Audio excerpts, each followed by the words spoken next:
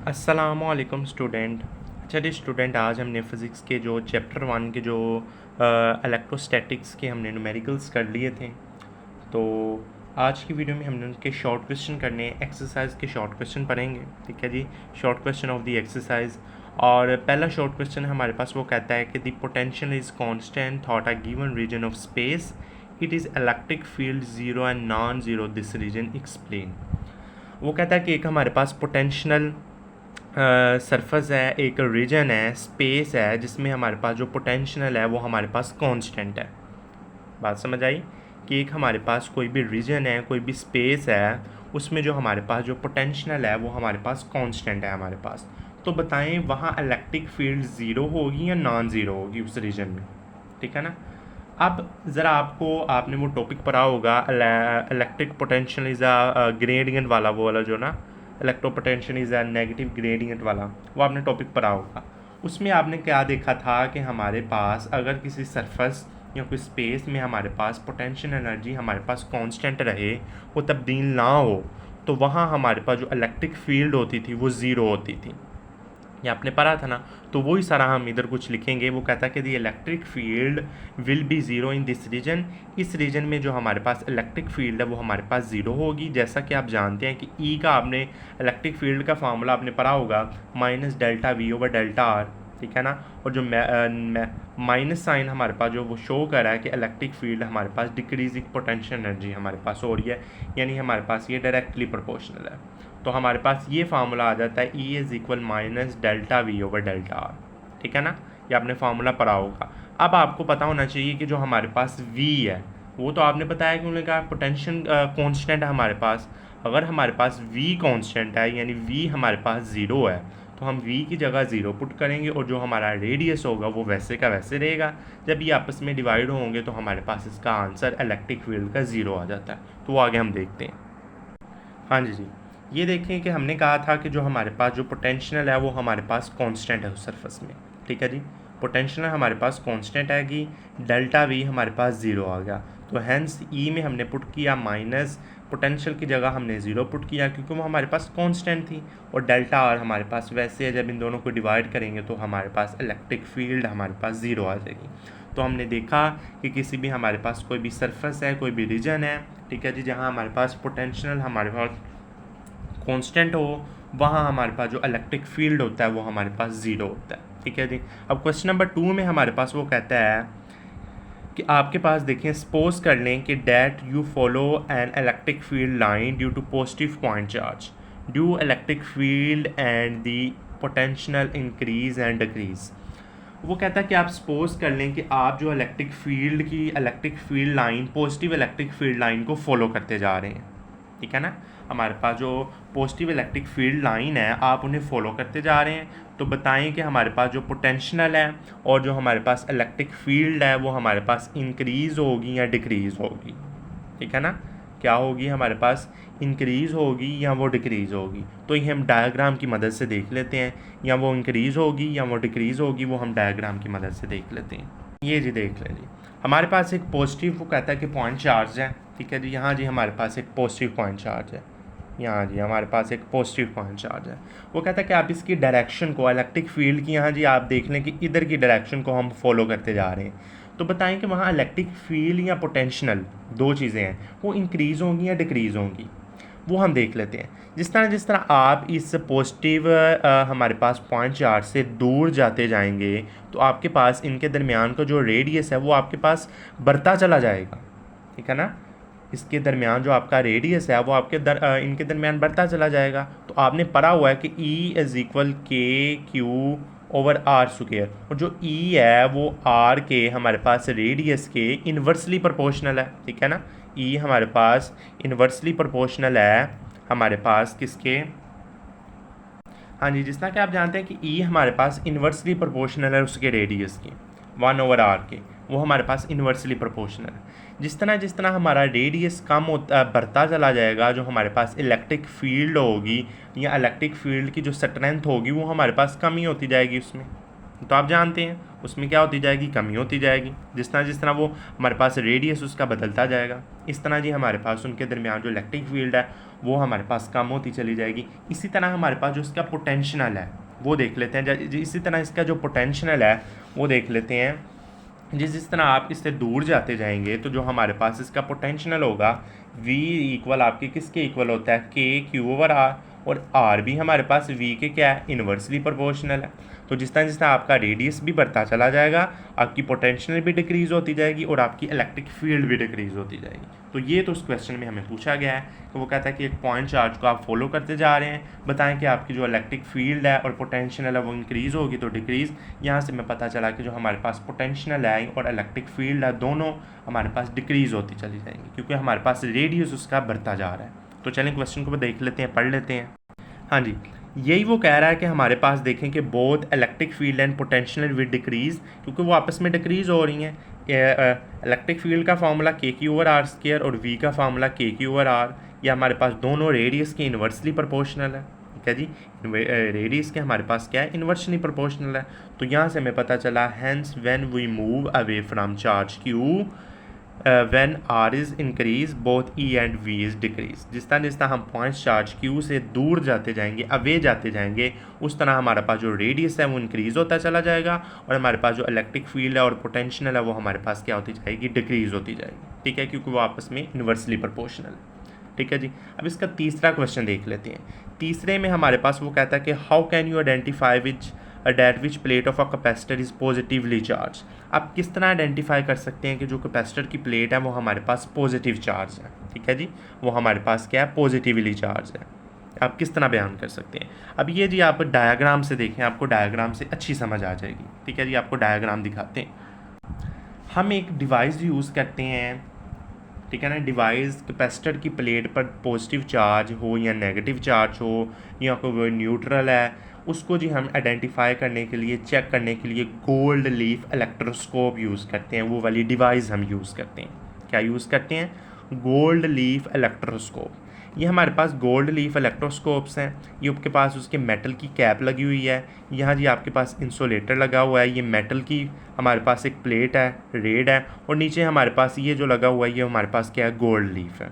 और ये हमारे पास सारा जी ये आपके पास वैक्यूम इसमें भरा हुआ और एक ये डब्बे की सूरत में आपके पास जिस तरह का आपका ओवन नहीं होता, इस तरह की आपका ये बना होता है गोल्ड लीफ इलेक्ट्रोस्कोप। ठीक है जी, अब आपने क्या करना है, अब आपने जी पहले तो देख लें कि हमने इस प्लेट के ऊपर पॉजिटिव चार्ज को हमने डिस्ट्रीब्यूट करवाया हुआ है। ठीक है जी, क्या करवाया हुआ है, पॉजिटिव चार्ज को हमने क्या किया है, इस पर डिस्ट्रीब्यूट करवाया हुआ है। अब देखें कि कोई भी हम प्लेट ऊपर से लाएं, कोई भी कैपेसिटर की प्लेट लाएं, वो भी हमारे पास क्या है, पॉजिटिवली चार्ज है। ठीक है जी, बात सुनते जाना है। कोई भी हम कैपेसिटर की प्लेट लाएं वो भी हमारे पास क्या है, पॉजिटिवली चार्ज है। ठीक है जी, पॉजिटिवली चार्ज है। अब हम जब उसको इस micro electro leaf gold leaf के हम नज़दीक लाएंगे तो गोल्ड लीफ की भी आपके पास क्या नाम है, प्लेट पर पॉजिटिव चार्ज है। तो ये पॉजिटिव चार्ज उस पॉजिटिव चार्ज को आपस में रिपेल करेगा। तो रिपेल करने की सूरत में आपके पास ये जी इसके जो लीफ हैं इनके दरमियान जो रेडियस है वो बढ़ता चला जाएगा। इस तरह जी वो आपके पास ये दो आपके पास देखें ना, आपको दिखाता हूँ, ये आपके पास दो गोल्ड लीफ है ना, इस तरह जुड़ी हुई हैं। जब ये आपस में आएंगे ना पॉजिटिव चार्ज, तो ये इस तरह जी आपके पास खुलता चला जाएगी। इनकी जो लीफ के पत्ते हैं ना वो खुलते चले जाएंगे। ठीक है जी, क्या हो जाएंगे, खुलते चले जाएंगे। तो आपको पता चल जाएगा इस पर हमारे पास क्या है कि पॉजिटिवली चार्ज है। ठीक है ना, ये प्लेट है कैपेसिटर की तो पॉजिटिवली चार्ज है। अगर हमारे पास ये जी कैपेसिटर की प्लेट पर नेगेटिवली चार्ज आप रख दें, कैपेसिटर की प्लेट पर, और गोल्ड लीफ पर आप जी नेगेटिव चार्ज रख लें, तो जब आप इस दोनों को आपस में करीब लाएंगे ना तो आपस में इंट्रैक्शन करेंगे, अट्रैक्शन की फोर्स लगेगी। जब ये आपस में इंट्रैक्शन करेंगे तो हमारे पास जो ये लीफ के पत्ते हैं वो आपस में मिलने शुरू हो जाएंगे। ठीक है ना, आपस में करीब आने लग पड़ेंगे। ठीक है ना, पहले हमारे पास ये जो लीफ के पत्ते थे वो इस तरह है। अब जब दोनों ऑपोजिट चार्ज हमारे पास आपस में आए हैं तो वो हमारे पास इस तरह जी आपस में करीब होते चले जा रहे हैं। इस तरह जी इनके दरमियान इतना फासला रह गया। तो हमें पता चला कि जब हमारे पास गोल्ड लीफ के दरमियान जो हमारे पास डिस्टेंस है वो इंक्रीज़ होता है तो हमारे पास पॉजिटिवली चार्ज है, और जब हमारे पास इनके दरमियान जो डिस्टेंस है वो कम होता है तो हमें पता चल जाता है इस पर क्या है, नेगेटिवली चार्ज है। तो चलें इसको पढ़ लेते हैं।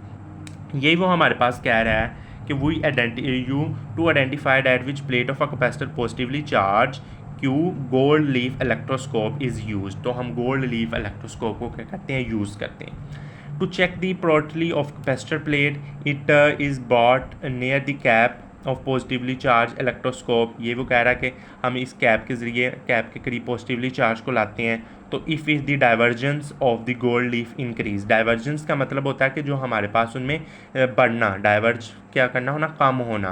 गोल्ड लीफ इंक्रीज, जो हमारे पास जो गोल्ड लीफ है बढ़ रहा है, इंक्रीज हो रहा है, तो the plate is positively charge and vice versa. तो उस पर प्लेट पर क्या है, हमारे पास पॉजिटिवली चार्ज है। ठीक है जी, जब वो हमारे पास उसकी जो गोल्ड लीफ आपस में इंक्रीज होता चला जा रहा है। ठीक है जी, ये आपका क्वेश्चन नंबर कौन सा था, 3 वाला क्वेश्चन था। अब जी क्वेश्चन नंबर आप देख लेते हैं, क्वेश्चन नंबर 4।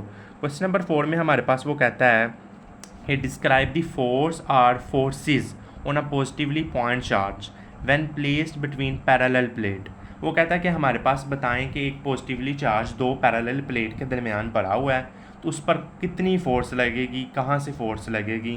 तो वो कहता है कि with similarly or equal charge, एक प्लेट पर उतने ही हमारे पास पॉजिटिव चार्ज हैं, उनकी तादाद भी सेम है और सिमिलर चार्ज है। और दूसरे केस में वो कहता है कि एक प्लेट है हमारे पास, वो आपस में अपोजिटली चार्ज है अपोजिटली चार्ज पर इक्वल चार्ज है। तो बताएं कि उन पर जो हमारे पास फोर्स है वो कहाँ को लगेगी, किधर लगेगी, वो हम जी आपको बताते हैं। पहले तो आप देखें, हमारे पास ये जी 2 कैपेसिटर्स की प्लेट है, ये प्लेट है और ये 2 प्लेट है, पैरेलल प्लेट्स हैं। अब आप देखिए, दोनों हमारे पास क्या है, पॉजिटिवली चार्ज हैं।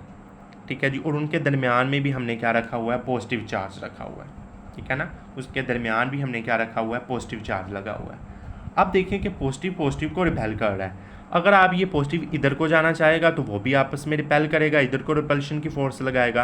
अब ये पॉजिटिव इधर को जाने जाएगा तो वो भी रिपल्शन की फोर्स इधर को लगाएगा। और आपको पता है कि जो इलेक्ट्रिक फील्ड्स होती हैं, इलेक्ट्रिक फील्ड्स लाइंस होती हैं, वो भी पॉजिटिव चार्ज के ही निकलती हैं। ठीक है ना, ये आप जानते हैं कि जो इलेक्ट्रिक फील्ड लाइंस होती हैं ये भी पॉजिटिवली चार्ज से निकलती हैं। तो पहले केस में हमें पता चल गया कि no forcing act on a positive charge is zero.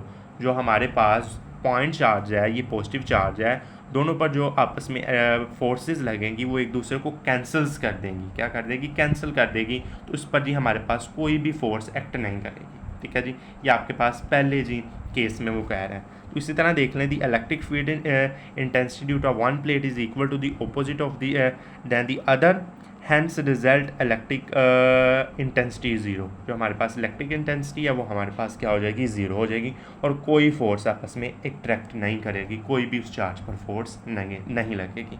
अब दूसरा पॉइंट हमारे पास क्या है कि हमारे पास 2 ऑपोजिटली चार्ज हैं पर हैं वो इक्वल। तो बताएं कहाँ से फोर्स लगेगी, तो वो अगले केस में हम देख लेते हैं। ये जी हमारे पास दूसरा केस है, इसमें वो हमारे पास कह रहा है कि 2 हमारे पास कैपेसिटर्स की प्लेट है, उन पर ऑपोजिटली चार्ज है और उनकी चार्ज की जो अमाउंट है वो हमारे पास सेम। ठीक है जी, है तो 2 ऑपोजिटली चार्ज है पर उन पर जो अमाउंट है वो हमारे पास सेम है। अब बताएं कि जो हमारे पास पॉजिटिव पॉइंट चार्ज हमने इधर रखा हुआ है उन पर कितनी फोर्स लगेगी। अब देखें कि ये हमारे पास पॉजिटिव चार्ज है, अगर वो इस प्लेट पर जाना चाहेगा तो वो आपस में रिपेल करेगी, वो इधर रिपेल करेगी आपस में, और जो इलेक्ट्रिक फील्ड लाइंस हैं वो भी पॉजिटिव चार्ज से निकल रही हैं। ठीक है ना, अब जब ये इधर आना चाहेगा तो इधर आपस में अट्रैक्शन की फोर्स लगेगी, यहाँ जी आपके पास रिपल्शन की फोर्स लगेगी, क्योंकि ये हमारे पास इसको क्या करेगा, रिपेल करेगा। अब ये पॉजिटिव चार्ज इधर नेगेटिव के पास जाएगा तो ये हमारे पास क्या करेगा, आपस में अट्रैक्शन कर लेंगे। तो हमारे पास पता चला कि जो नेगेटिव चार्ज पर जब वो पॉइंट चार्ज आएगा तो इधर की जानिब हमारे पास फोर्स लगेगी। ठीक है जी, क्या लगेगी, फोर्स लगेगी, और जो हमारे पास इलेक्ट्रिक फील्ड्स हैं वो भी इस डायरेक्शन से इस डायरेक्शन में जा रही हैं। तो सेकंड केस में हमें पता चला कि जो हमारे पास no force acting on a positive charge पर कोई हमारे पास फोर्स एक्ट नहीं करेगी, और जो सारी फोर्स एक्ट करेंगी वो हमारे पास नेगेटिव चार्ज पर करेंगी। ठीक है जी, तो उसका आंसर हम देख लेते हैं।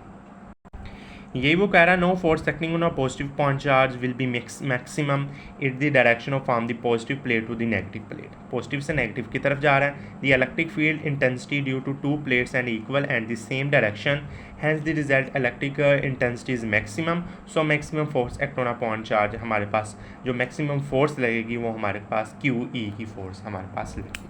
ठीक है जी, अब ये देखें, अब ये हमारे पास 5वां हमारे पास क्वेश्चन आ गया, उसमें कहता है कि electric field electric line of a force never cross why. वो कहता है कि जो इलेक्ट्रिक लाइंस हमारे पास होती हैं वो आपस में इंटरेक्ट की या क्रॉस आपस में क्यों नहीं करती, वाई, वजह बताएं। तो वो हम देख लेते हैं क्यों नहीं हमारे पास वो आपस में अट्रैक्ट करती। हाँ जी देखिए, इलेक्ट्रिक फील्ड लाइंस आपस में इंटरेक्ट क्यों नहीं करती, वो आपस में क्रॉस नेवर क्रॉस क्यों नहीं आपस में क्रॉस करती, वजह बताएं। जो हमारे पास इलेक्ट्रिक फील्ड की जो हमारे पास प्रॉपर्टी में हमने पढ़ा था कि ये हमारे पास एक ही डायरेक्शन में जाती है। क्या करती है, हमारे पास एक ही डायरेक्शन में जाती है, वन डायरेक्शन में जाती है। कौन सी डायरेक्शन में जाती है, वन डायरेक्शन में हमारे पास जो इलेक्ट्रिक फील्ड होती हैं वो एक ही डायरेक्शन में हमारे पास जाती हैं। अब जी मिसाल से आपको समझाता हूँ, ठीक है जी, मिसाल से आपको समझाता हूँ। ये देखें जी, ये हमारे पास पहली ये जो इलेक्ट्रिक फील्ड लाइन है ना, इसकी जो प्रॉपर्टी है कि वो इसने एक ही डायरेक्शन में जाना है, ठीक है जी। और दूसरी ये देखें कि ये नीचे आ रही है तो इसकी यही है कि प्रॉपर्टी कि इसने इसी डायरेक्शन में जाना है, ठीक है ना। वो देखते हैं ना अब ये जी इलेक्ट्रिक फील्ड लाइंस बनी होती हैं, ठीक है जी, इस तरह जी, ये देखें जी, इस तरह इलेक्ट्रिक फील्ड लाइंस बनी होती हैं। अब ये बताएं कि ये इलेक्ट्रिक फील्ड लाइंस नीचे को क्यों नहीं जा रही, क्योंकि इसकी डायरेक्शन ही इसकी तरफ है, ठीक है जी, इसने जाना ही इसकी तरफ है। अब देखिए वो दो हमारे पास इलेक्ट्रिक फील्ड लाइंस हैं, वो आपस में वो कहता है कि इंटरेक्ट क्यों नहीं करती। ये देखें जी, बताता हूँ आपको। ये जी पहली इलेक्ट्रिक फील्ड है, अब ये जी दूसरी इलेक्ट्रिक फील्ड है, ये आपस में दो इलेक्ट्रिक फील्ड आपस में इंटरेक्ट करेंगे। अब ये हमारे पास इसका इंटरेक्शन पॉइंट है आपके पास, यहाँ जी आपके पास इंटरेक्ट कर रही हैं, वो आपस में मिल रही हैं। अब यहाँ से कोई लाइन तो नहीं ना ऊपर बाहर निकलेगी, एक तो ये लाइन आ रही है, दूसरी इस डायरेक्शन में जा रही है। अब यहाँ से हमारे पास कहाँ लाइन जाए, ना तो वो नीचे जा सकती है, ना वो ऊपर जा सकती है, ना इस डायरेक्शन में जा सकती है, ना इस डायरेक्शन में जा सकती है। उसकी वो प्रॉपर्टी यही है कि उसने एक ही डायरेक्शन में जाना है। तो इस वजह से जो हमारे पास इलेक्ट्रिक फील्ड लाइंस होती हैं वो आपस में क्रॉस नहीं करती, वो नेवर क्रॉस करती हैं। ये हमारे पास उसकी प्रॉपर्टी है। तो चलिए इसका आंसर देख लेते हैं।